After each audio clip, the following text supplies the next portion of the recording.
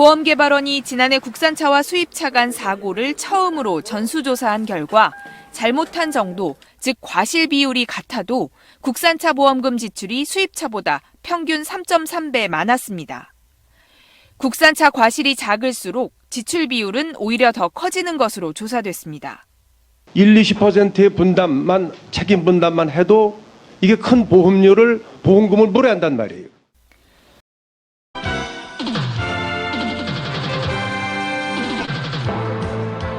다음 뉴스입니다. 롯데그룹 신동빈 회장이 오늘 국회 국정감사장에 증인으로 나왔습니다.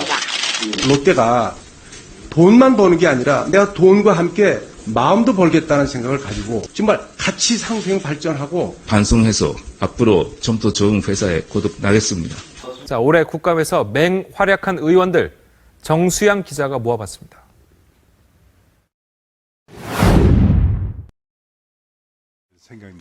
새누리당 신동우 의원은 신용회복의 형평성을 지적했습니다. 경미한 연체 위반에서 비롯된 신용등급 하락과 회복되는 것이 이게 균형이 좀 안 맞다는 생각이 들어요. 서울 강동갑 출신의 새누리당 신동우 의원 나오셔서 질문해 주시기 바랍니다.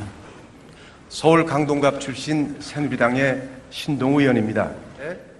질의하겠습니다. 총리께 질의하겠습니다. 총리께서 이 국고보조 사업의 결과 쓴 우리 박물관 사업 어떻게 생각하세요? 돈 쓴 방법이 옳다고 생각하십니까?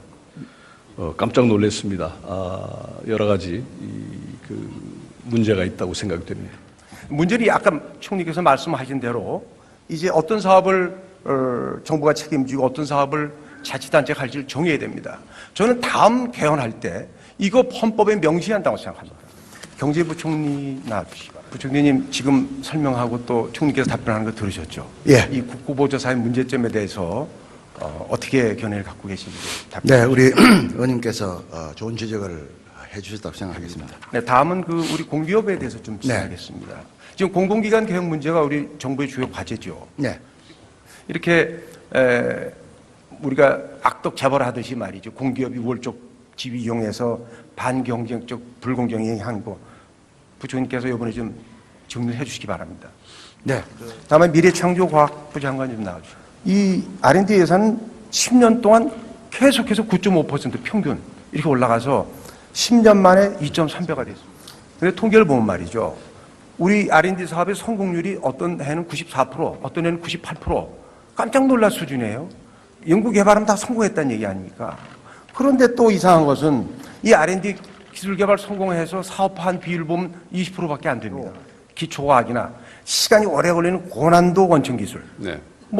환경, 보건 이런 데 우리는 좀 정부는 선택적으로 집중해야 되는 게 아닌가 싶습니다. 어떻게 생각하십니까? 네, 그렇습니다. 의원님 말씀에 이원님에서 정책 실행에 만전을 기하도록 하겠습니다. 네, 수고하셨습니다. 들어가겠습니다. 네, 존경하는 국민 여러분, 그동안 우리는 지속적인 성장의 결과 항상 재정 수입이 늘어왔습니다. 이제는 저성장 시대로 들어갔습니다. 복지 수요 증가로 인해서 재정 지출이 크게 늘고 있습니다. 370조가 넘는 정부 예산, 그 효율성을 꼼꼼히 따져봐야 합니다. 헛돈으로 새고 있는 예산 찾아내야 됩니다.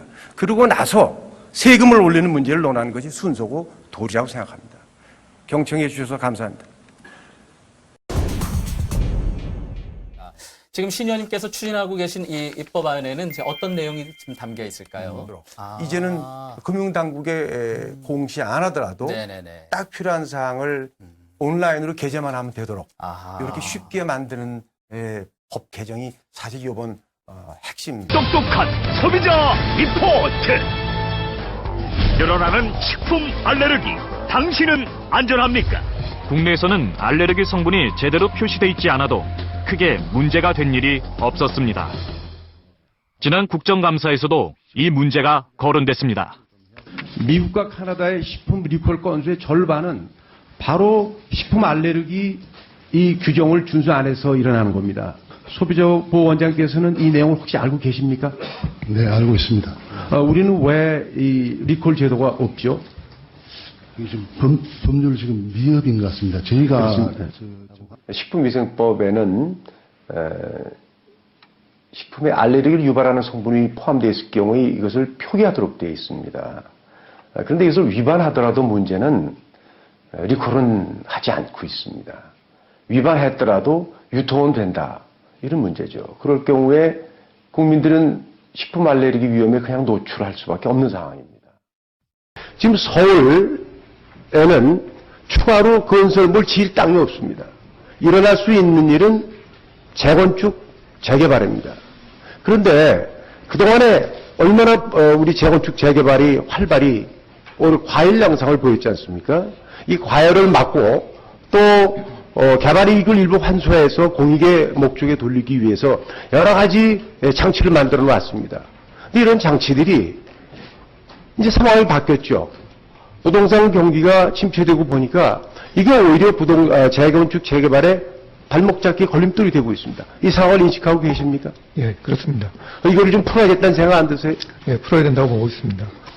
현대자동차의 국내와 해외 판매 가격은 물론 애프터 서비스에서도 큰 차이가 나서 결과적으로 국내 소비자들이 손해를 보고 있다는 주장이 나왔습니다.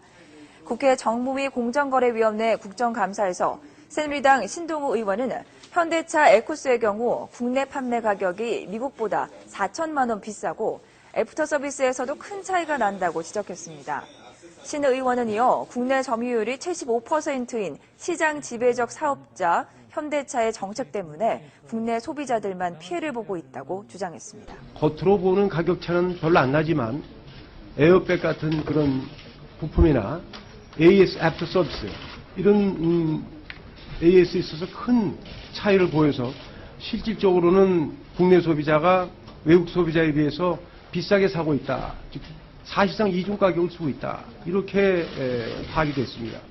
또 의원님이 지적하신 내용 유념하여 앞으로 소비자 권익 보호를 위해 더욱 만전을 기하도록 하겠습니다.